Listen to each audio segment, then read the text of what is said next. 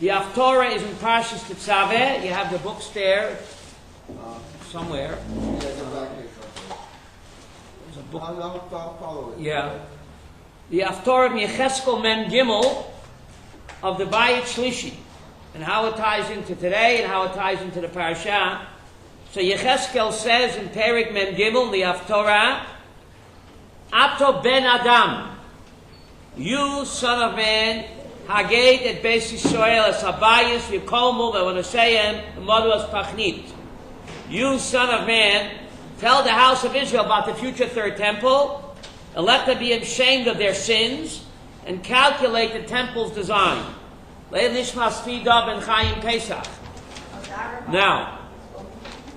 it's going to be huge, the third temple. Now, the only prophet in Tanakh that's called Ben Adam is Yecheskel. Why is that? What does Ben Adam mean? A mensch. Why is Yecheskel the only prophet called Ben Adam? The only Navi, because he's the only Navi that describes the third temple, and to tell us that the third temple must be built by Ben Adam. Yiddish, Elishama? The only Navi in Tanakh that's called Ben Adam is the same Navi who speaks about Bayit Shlishi Aviva, to teach that the third temple is not going to come down from heaven, but it's going to be built by what? By Ben Adam. And therefore the prophet who speaks about Bayit Shlishi, he's got to get called Ben Adam, because it's going to be built by a Ben Adam. So the prophet that prophesies in Bayit Shlishi is called Ben Adam, right? But the problem is, we have a contradiction, because in Parshas Truma it says, "V'osu li migdash v'shechanti b'tocham." In Parshas Truma, Nacham, it says, God says, "They shall build me the migdash." But in Parshas B'Shalach, it says, "Migdash Hashem konyenu yodecha." Thank you, Yehuda. In Parshas B'Shalach, it says, "The temple of God, your hands will establish it." So Houston, we got a problem. In Parshas Truma, it says we have to build the temple. In Parshas B'Shalach, it says Migdash Hashem, the third temple of God, Konyenu Yodecha, your hands will establish it. So make up your mind, will we do it, or will God do it? Both. We always say everything's from Minash Kamayim. So we'll talk about it. So how could it be? So either we're going to build it, as it says in Parshas Truma, or it says in Parshas B'Shalach, Mikdash Hashem, Chanoch, Kodenu Yodecha. So the answer to this question is, we go to Gemara in Kedushin, page 31. Gemara in Kedushin, page 31 says, Gimel Shutfin Ba'adam. Every human being is created for three partners. HaKadosh Baruch Hu Aviv Yiddish Aviva? Every human being is created through three. How many parents does a person have? Three. Kedushin 31 says that every person has three parents. HaKadosh Baruch Hu supplies the neshama, the godly soul, and the human parents supply what? The body. So human being is a product of God and his parents. It's a partnership. That's the dugma of what? Of the Bayit Shlishi. We're going to build the physical building, the guf of the Migdash, and God will supply what? The soul temple. I'm a soul man. So this is the dugma. Just like the human being is made up partners, God and parents. The parents supply the body, and human being supplies what? The body, and God supplies the godly soul. So too, the third temple will be a partnership. We'll supply the physical building, then God will send down a soul temple, a soul temple from Shemayim. So there is no contradiction. Parshas Truma says, they shall build me a Migdash. That's referring to what? The physical building, Nechama.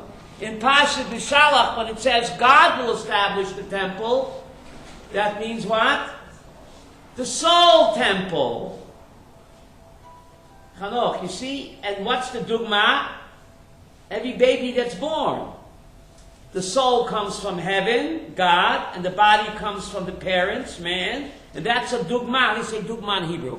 That's an example of the third temple. So Parshas Truma says we build it. That's the physical building, the guf. Parshas B'Shalach Mikdash Hashem Kohen Yadecha. That's referring to what? The soul temple that will come down from heaven into the building, just like the godly soul comes from Chanoch into what? Into the physical baby. That's a dugma. That's a dugma. Now, he goes on and he says in Pasuk 12, Zois Torah Habayit, Zos Torah Habayit. In Pasuk 12, this is the teaching of the house. This is the teaching of the house. He's speaking about what the Bayit Shlishi. So why does he say Torah Habayit twice? When he's speaking about what? The third temple. So the Talmud explains that the third temple is going to have aspects of what? Of the first two. The building of the third temple will have aspects of first temple and the second temple. So therefore, Zot Torah Habayit is written what? Twice. Because the third temple will incorporate some physical aspect of what? Of the first two temples. And therefore, Yechezkel in Pasuk 12 says, Zois Torah Habayit. This is the Torah of the temple. This is the Torah of the temple. That the third temple will have aspects of what? Of both temples. Bayis Rishon and what? And also Bayit Sheni. Rabbi, yes. What does it mean, the soul of the temple? What do you mean by that? Look at a human being, Ira. Yeah. A human being is created from what? Body and soul. What does it mean, soul? Give me a definition. I'm a soul, man. Yeah, you're singing a song, but I'm not singing, I'm saying. A human being has a body. Yeah. But what animates him? What does it mean? The godly soul. The same thing. We're going to build a building. What does that word mean, soul? Yeah, Rabbi. Neshama. The The spiritual. You're giving me a synonym, but you're not explaining I'm what it is. comparing the human body to the physical building of the third temple. A building is just a building. A building is a building. The whole A body is a body until God. God contributes his share. Whether you call it a soul or the spiritual temple will enter the physical building and animate it. Right? And that's why it will not be destroyed. Unlike the first two temples, which were destroyed, because it was only built by us and God didn't contribute. The third temple will be a partnership. We'll supply the physical building, like parents supply the body of a child, and God will supply what? The soul temple, like God supplies the soul of a human being, and therefore the third temple, unlike the first two, will be what? Indestructible, because there'll be a partnership between man and God. Parshas Truma says we build it. Parshas B'Shalach says God builds it. It's not a stira, it's body and soul. Unlike the first two, was only man-made and therefore was destroyed. The third temple will be a product of a partnership between God and man, and therefore the third temple will be what? Indestructible. Yes? Is it true like our soul is our personality, our emotions, Our mind? soul is our conscious, our mind. Our mind. Our mind, our personality. When we die, it's just the bodysuit that dies. But our personality, our consciousness, who we are, Our remains. soul. Our soul. Remains. The soul is who we are. Our identity, our mind, our consciousness, our personality, that lives beyond the grave. When the body dies, that's just a shell. So the same thing with the third temple. The third temple, we make the shell, and God will infuse it with a soul temple. If you don't believe it, look at the birth of a baby. Yeah. The body and the soul. Partnership, yes? Kohen Yedech is going on the Mishkan? Kohen Yedech is going on Bayis Shlishi. In Parshas B'Shalach, Mikdash Hashem Kohen Yedecha, that's going on Bayis Shlishi. So the Mishkan, it says Hashem came down Bein HaKruvim, that's separate. Hashem came down Bein HaKruvim, but that's not giving it a temple. That's just communicating.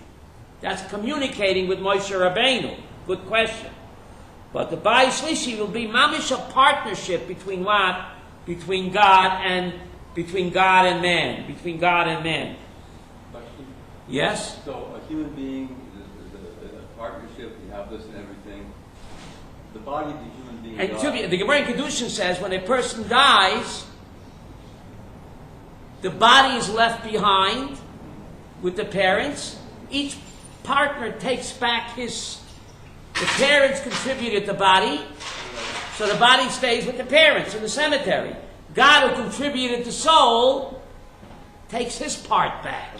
So if you want to His go with, part back. So if you want to go with the dogma, then when the third base of Mikdash is destroyed, the body of it will stay down here and the soul will go back. I mean, if you want to carry the dogma... No, oh, bueno, beautiful. What is your name, sir? But the third temple would be when Tchiyat HaMesim. Lily, you made a great point. You're right, when a person dies, the body's left behind, and the soul goes away. But when will the third temple be built, Avi? Tchiyat HaMesim time. It's Sanano Tchiyat HaMesim. You just proved my point. Tchiyat HaMesim is when the body and the soul are what? Reunited, and it feels so good. Tchiyat HaMesim, when the body and the soul are reunited forever. That's the dogma of Bayit Shlishi, which will not be destroyed, where the soul of God and the building of man will exist forever. And that's the dogma of Tchiyat HaMesim, the physical resurrection of the dead, where body and soul will live together forever. At what stage? When Bayit Shlishi comes down, the soul and the building. It fits like a glove. Bayit Shlishi won't happen until the Tchiyat HaMesim. Exactly. Bayit Shlishi will happen simultaneously with Tchiyat HaMesim. That's the whole point. You say that the Bayit Shlishi will not come until the Mashiach. That's Tchiyat HaMesim. Come together right now. Tchiyat HaMesim, Mashiach, and Tchiyat HaMesim, and building of the Bayit Shlishi will happen simultaneously. Don't you get it? That's what Mashiach means. Mashiach will usher in a new world through Bayit Shlishi and Tchiyat HaMesim. That's all going to happen after Mashiach comes. It all comes together, Nechama, the climax of Jewish history. That's the climax, Nechama. You with me on this? Why is Tchiyat HaMesim Ani Mamin? What's the last of the Ani Mamins? Tchiyat HaMesim. Why? Why is that so important to believe in the physical resurrection? Why? But why? It's the hope, the tie with the belief of the Mashiach. But why? Because that's plan A. Before Adam and Chava sinned, body and soul were supposed to live together forever. When Adam and Chava sinned, we had to go to plan B. But when Mashiach comes, we're going to go back to plan A, where body and soul will live together. So we went to plan B for 6,000 years. We're going to go back to plan A. And the physical symbol of that will be what? Bayit Shlishi, where the soul temple will come down from God, and the physical building will be supplied by us and reunited. And that's the symbol of what? Tchiyat HaMesim. Don't you see how it all comes together? So if we build a temple ourselves, will that force the Mashiach? Oh, well, we build a temple, then God will have to. We do ours and He does His. We can't build it till God helps us, because they Right. let us. Right? Rabbi, But we have to build a physical building, just like human parents supply what, Mickey? I know. Just like human parents, when they come together, they supply the body of the child, and then God sends the soul. So we have to supply the physical building, and then God will send down, Avi, the soul temple. Don't you see how it all comes together? Yes, Nechama. Speak up. I read somewhere that it's 1,000, like it might be 1,000 years. What the Messianic era, we don't know. We know the Mashiach is going to usher in a whole new world. It'll happen in stages. But it begins with His coming. With the Mashiach first. Then, after He comes, Bayit Shlishi will happen. And then Tchiyat HaMesim will happen. It happens in stages. One step leads to the other. So we leads can't, to the other. we can't start building it until the Mashiach comes. Mashiach has to build a physical building. That's right. We Mashiach can't- has to build a physical building, and then God will send what? The soul temple, and then that will trigger Tchiyat HaMesim. Don't you see? So the rest of the Mashiach comes, we cannot build it. That's right. You can't build a temple until Mashiach comes, because the Rambam says you need a Navi to tell you to build a temple. The first 2 temples were built only when the Navi told them. Who was the Navi? Shlomo Melech was a Navi, Bayish Rishon, Nosson a Navi, Bayish Sheni, beginning at Chagai, Zechariah, Malachi. You cannot build a physical temple, or any temple, until the Navi comes, Chanoch, and tells you, go. So Mashiach will be the great Navi. The Rambam said he'll be a Navi almost like Moshe. And he will build the physical building, and then God will infuse it with the soul temple, and therefore the 3rd temple will be forever. Unlike the first 2, which were only man-made, God did not contribute, so they were destroyed. But since the 3rd temple will be a partnership between us and God, therefore the 3rd temple will be what? Indestructible. And that will be the sign for Tchiyat HaMesim, where body and soul are reunited again, never to be separated again. Because we're going back to plan A. That was Adam and Chava before the Chet. Right? Yes? Well, the two temples were built by God. What? Fire, and Hashem says, I'll bring it down with fire. You say, I'm fishing of it. But that's the fire of the godly soul. So it's a roof needs to be. My friend, that's the godly soul. It was destroyed with fire, and God will create it. That's the Ner Hashem Nishmat Adam, the soul. Fire is a symbol of the soul, right? That's a very good point. That ties in with the Parsha. Very good. When A shall build it, that means the soul of the temple. And we'll supply the building. The first 2 were built by us. What are you talking about? Who built the first 2 temples? Where did it come from? A communist mind. No, we built the first 2 temples. Shlomo built the first one. How did Shlomo know how to build it? From the They had 153,000 workers who built it. That was last week's Haftorah. He had 153,000 builders who built it. Most of them were not even Jewish. Right? And the second temple was built by Ezra, also by human beings. God did not contribute, and therefore they were destroyed. But anyway, this ties in with the Parsha. With the Parsha, if you go to Exodus 27, now go to the Parsha. Va'ata tetzaveh b'nei Yisrael v'yikchu alecha shemen zayizach koses lamoya lahalot ner tamid. Va'ata tetzaveh, you shall command. You shall command. They should bring you pure olive oil. Lahalot ner tamid. What does lahalot ner tamid mean? To light the eternal flame. What's the eternal flame? What's the eternal flame, Mickey? The Ner Hashem Nishmat Adam. The Mishlei 20 compares the human soul to what? To a candle, a flame of God. The flame goes up, the wax melts. That's the body melts, decomposes, but the flame, the godly soul, always what? Rises to the top. Lahalot ner tamid. Incredible. Lahalot ner tamid. So the Parsha begins with Lahalot ner tamid, and the end of the Parsha, you look at the end of the Parsha in Tetzaveh, also ends with ner tamid. In Exodus 30, Pasuk 8, actually Exodus 30, Pasuk 7, the end of the Parsha, Shemot Perik Lamed, Parshas Tetzaveh, at the end, Exodus 30, Pasuk 7, V'hikte olav Aaron ketores samim baboke beitivo tanerot yaktireno. Lighting the candles is called behitivo etanerot. When he makes the neros good. What does that mean? Behitivo etanerot. Unkula says when he fixes the candles. How do you fix a candle? Cleaning it out. Okay, that's Poshev Shat. Rashi says that, right? But Api Kabbalah, Bahalot etanerot. The Ner Hashem Nishmat Adam. When Unkula says, I'll fix the candle, he's speaking about what? The godly soul. I have to fix my godly soul. Bahalot Aaron etanerot. By elevating my godly soul, I fix it. Beitivot anerot, Unkula says, Ba'at kunoteh. I'm a sakin my neshama. The godly soul is represented by a ner tamid. Because the godly soul never dies. What does ner tamid mean? The eternal flame. So the Parsha is speaking about the menorah, but in a Kabbalistic sense, it's speaking about what? The godly soul, which I have to fix.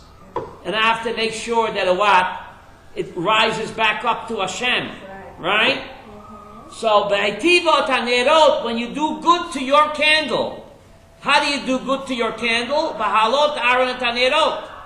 By making the godly soul rise up to Hashem through Torah and mitzvot, you're doing good to your godly soul, you're fixing your godly soul.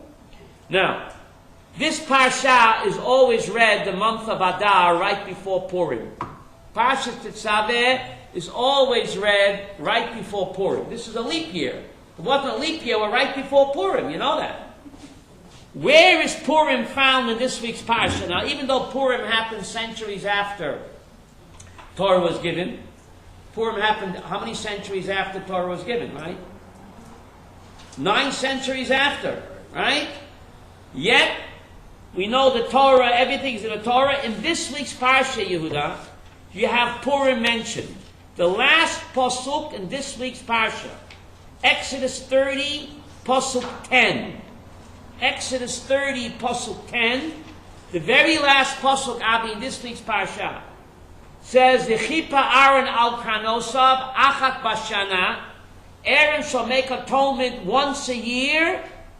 Midam chatas. What's the next word? Ha-kippurim. Ha-kippurim. Achas bashana yechaper olav. Once a year, he makes atonement. Once a year, he makes atonement. Why does he repeat himself? Once a year is Yom Kippurim. But no, we get Yom Kippurim twice a year. First Yom Kippurim, and the second is Purim, a day like Purim. So the last pasuk in the Parsha says Aaron shall make atonement once a year, and then he says again once a year, Ha-Kippurim. Ha-Kippurim means what? A day like Purim. Now, how could Yom Kippur be a day like Purim? It seems bizarre. Yom Kippurim. So therefore it's written once a year, once a year. We get Kapara once a year on Yom Kippur, and the second time we get Kapara is on a day like Purim, Kippurim. Question is, how could it be?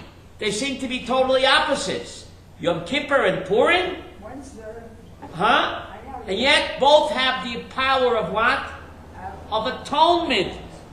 Yom Kippurim. Yom Kippur is a day like Purim. And therefore, you get Achat Bashana twice, Yehuda. But it's bizarre. Yom Kippur and Purim seem to be totally opposite. And yet the Torah, the Zohar, compares them. How could it be? Well, let's think. What happened on Yom Kippur? We got the second tablets. Yom Kippur, Ira, we got the second tablets. And Purim, we got the Torah again. The first time it was a shotgun wedding, remember? The second time we got the Torah. Kimu we kiblu ha-Yehudim, right, Ira? Kimu we kiblu ha-Yehudim. The Jews received the Torah again when? On Purim. This time lovingly and willingly. So Yom Kippur we got the Luchos, the second. And Purim we got a second Kabbalah Satorah. So there you have the connection between what? Purim and Yom Kippur, but it's much deeper than that. The Mishnah says in Masechta Yuma, Yom Kippur only atones between sins bein Adam lamakon. Yom Kippur only atones for sins between what? Man and God. Sins between man and man, Yom Kippur does not atone. So what does atone? Purim, says the Ari. Purim. Because to Mishloach Manot, the Suda, Maftonat Avyonim, this way you get Kapara Be'odam Lechaveiro. So Yom Kippur only atones for sins between man and God. But man and man, you don't get Kapara, says the Ari, until Yom Kippurim, until Purim. So if you offended somebody, you invite him to your Purim Suda, you send him Mishlach Manot, and this way you're getting Kapara bein adam lechavera. We know the sin of between man and man is worse. I know. Why is it worse?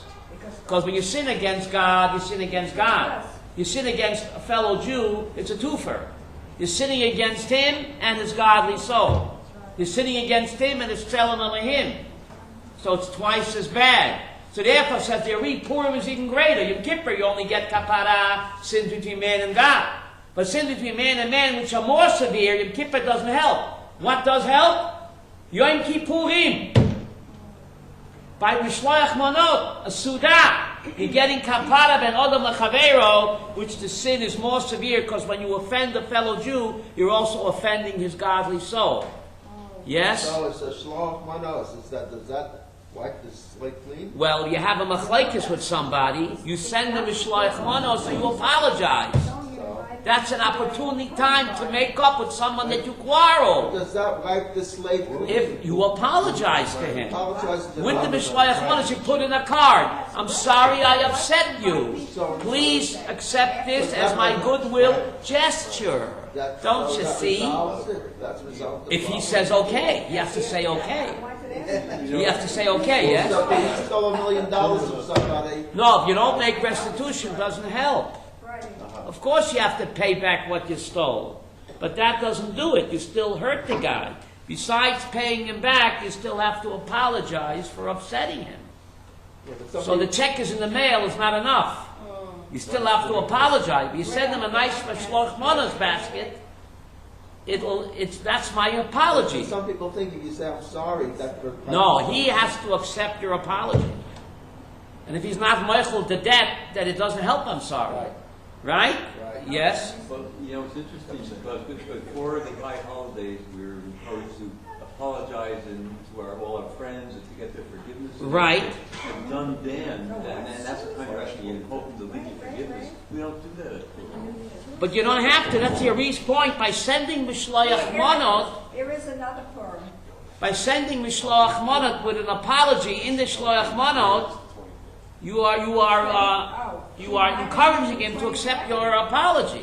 Yom Kippur, you don't send any baskets. So the Mishnah Numa says Yom Kippur doesn't atone bein Adam lechavero. What does atone? A day like Yom Kippur, Yom Kippurim. But the guy has to accept your apology.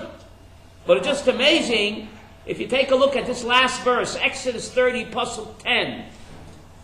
It says you get kapara achas bashana, and again achas bashana. Once a year and again once a year. Because once a year is referring to Yom Kippur, ben Adam HaMakan, and the second Achat Bashana is referring to Purim, ben Adam HaChavero. So centuries before Purim, 9 centuries before Purim, you already have in the Torah encoded Yom HaKippurim, and has the word L'Dorotechem. See the word L'Dorotechem, Yehuda? Now the temple service was not L'Dorotechem, but Purim is L'Dorotechem. Purim will be L'Dorotechem. What does that mean? For throughout the generation. So you have another remes to Purim what in the That's difficult because it says the sin offering, the blood we do sin offering. okay, but that's referring to Yom Kippur. We don't do any. But the second Achas Bashana, Yechap all of the Dorotechem, you're right. Look how exact the Torah is. The first part, the blood offering, that doesn't say the Dorotechem. It's beautiful. The blood offering is not the Dorotechem, because it's not. We ain't got no temple. But the second time, it says, you see that? Hakipurim achas bashana yechapra olav. What's the next word? The Dorotechem. That's not written next to the blood offering, because that's not the Dorotechem. What is the Dorotechem? Hakipurim. It's incredible how the Torah is so exact in the words. Amazing that the blood part, that's only written, what? Not next to the word L'Dorotechem, because that's not the Dorotechem. But the Kapara Purim, that is L'Dorotechem. So it's amazing how without a Bible code, Mickey, you have what? Purim encoded in the Torah centuries before it's going to happen. At least 9 centuries. That's just incredible. How everything is what? Is written, encoded already in the Torah. In the Torah. The word Allah is messing with me. What? The word Allah is the kainos. That's the karnos. That's the horns of the mizbeach. Really, she said Yechaper L'Doraseh. Could have left it out. Right. It's not something to- So Yechapra Olav, it's being vague. So Olav could be what? On Purim, right? Just amazing, right? It's just amazing. Ubahalot. Look at back on Pasuk Chet. Ubahalot Aaron et hanerot. Then Aaron makes the flame go up. That's like my fire. Avi, we have to light my fire. We have to do the mitzvot. How do you say in Yiddish with a bren? How do you say that in English? With a bren. With a fire. Vahalot Aaron et hanerot. Right? So that is referring to what? To fix my godly soul. Now if you go back to Exodus 29, Pasuk Mem Hey and Mem Vav. Exodus 29, Pasuk Mem Hey and Mem Vav. Shmot Chavtes, Pasuk Mem Hey. Says, V'shachanti b'toch b'nei Yisrael. What does that mean? V'shachanti.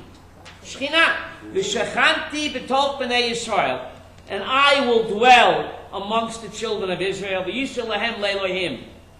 So where does God dwell? Where? Now, the Lubavitcher Rebbe says, why did God tell us that the Mishkan has to be made out of animal skin? Why animal skin? The Mishkan was made out of animal skin. Said the Lubavitcher Rebbe, when you look at the Mishkan, you're supposed to remember, I've got you under my skin. Yiddish? Elisheva. What does that mean, Rabbi Sprecher? Explain that. I know that It means, but what does it mean? V'shachanti b'toch b'nei Yisrael. God doesn't dwell in the animal tent. Where does God dwell? B'toch b'nei Yisrael. How can I relate to that? Said the Lubavitcher Rebbe, we need tangible symbols to help us focus. When we see the Mishkan with the animal tent coverings, it's a reminder that God dwells under my skin. V'shachanti b'toch, not in the building. V'shachanti b'toch b'nei Yisrael. So how do we relate to that? We need, I think it's called visual aids, Ellen. Human beings need visual aids to focus. Says Lubavitcher Rebbe, when we look at the Mishkan, or study the Mishkan with the animal skin, over and over again it says, Orot Elim, Orot, Orot. Orot means what? Skin. Helps me focus that God dwells under my skin. Remember that song? Old Blue Eyes. I've got you under my skin. Lillian, they got everything from us. They got everything from us. In every place.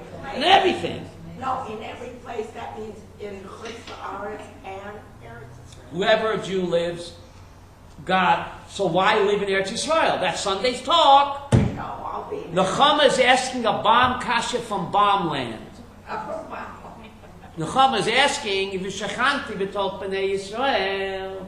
God dwells under my skin even in Borough Park. So why is living in Israel the greatest mitzvah? That's a cliffhanger. Sunday at 2 p.m. So let's hear.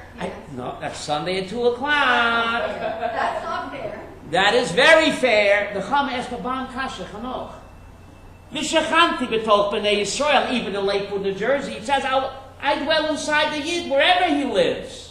So why is living in Israel the greatest mitzvah? That's a bomba kasha. And the answer is Sunday at 2 o'clock.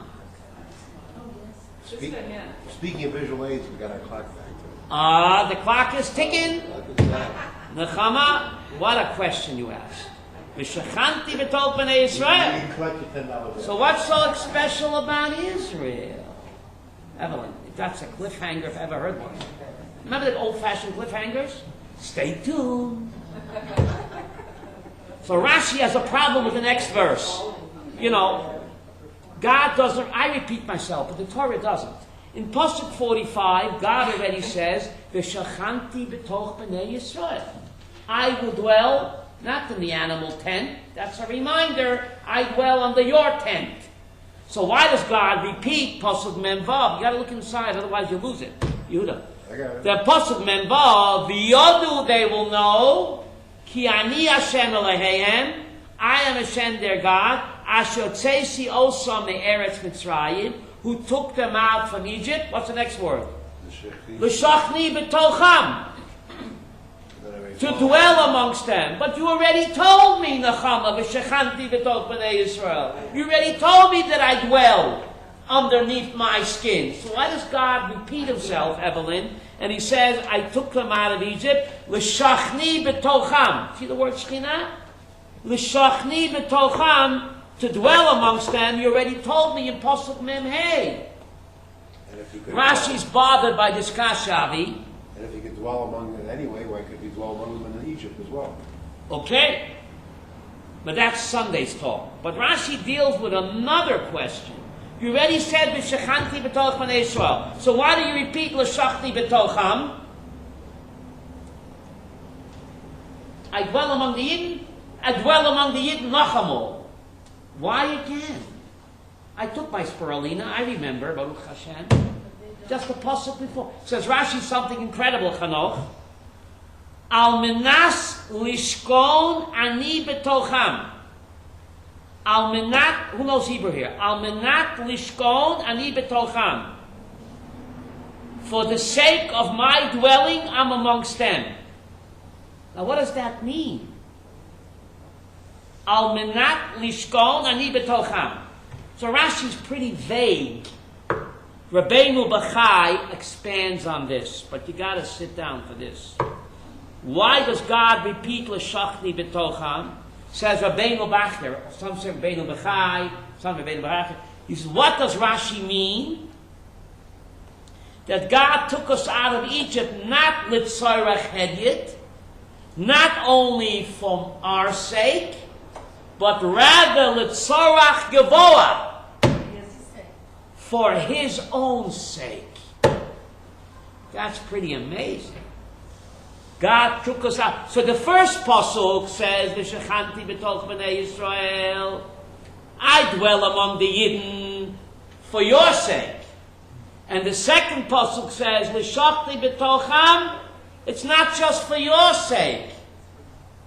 I want to dwell amongst you for my sake. That's pretty revolutionary. What does it mean? That's why we... God is perfect. Does he need anything from us? Yes? No. No. No?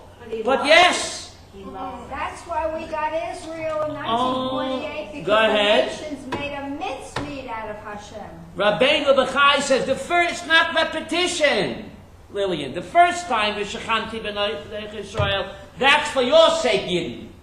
The second time, the Shachti b'tocham, says Rabbeinu Bachya. I couldn't repeat it unless he said it. He says the second Shachti b'tocham is not for your sake, but rather l'tzorach gevoah. What does that mean? For his sake. He really loves God had a need to take us out of Egypt for his own sake. He loves us. Because he loves us. We're his partners. For his sake. Evelyn, when does a person take a partner? He can hire a worker for 30 shekels an hour. But no, he takes a partner. We're his partners. We have to share. God loves us so much that he says, you are my partner. I can't do it without you. That's just amazing. How much? It's a marriage. That's right. It's a marriage. And you can't have one without the other. That's pretty amazing. And therefore, the pasuk is not redundant. Shoshana, the first V'shechanti, that's for my sake. The second L'shachti b'tocham, that's for God's sake. Wow. Rabbi Sprecher, I still don't get it. What do you mean that God needs us? God doesn't need anybody. God That's is perfect. very good. That's very good, Shoshana. God calls us B'ni B'chori Yisrael. We are his firstborn. When a parent gives to a child, it's altruistic, no?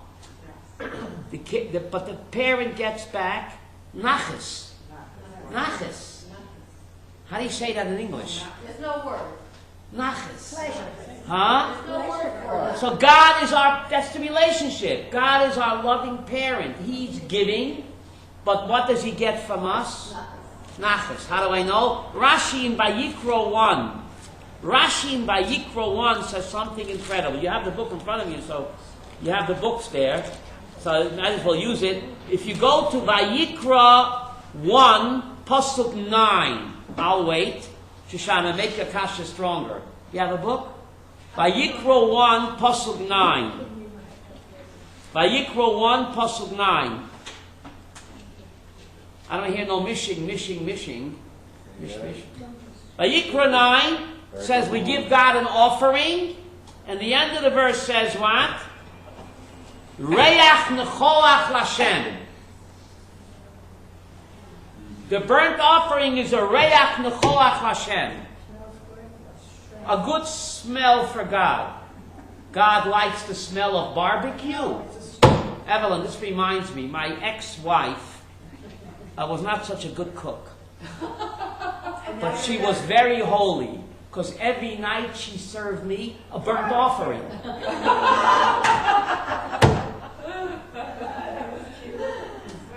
Elishava, you're not laughing. I didn't hear it, sorry. I said my ex-wife was not a good cook, to say the least.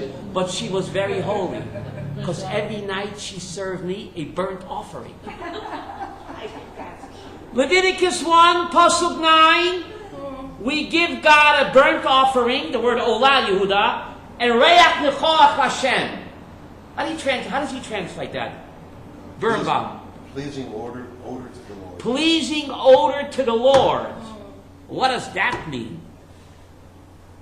Reach Nechoach, God likes the smell of barbecue. No. What does that mean? Burning intestines don't smell so good.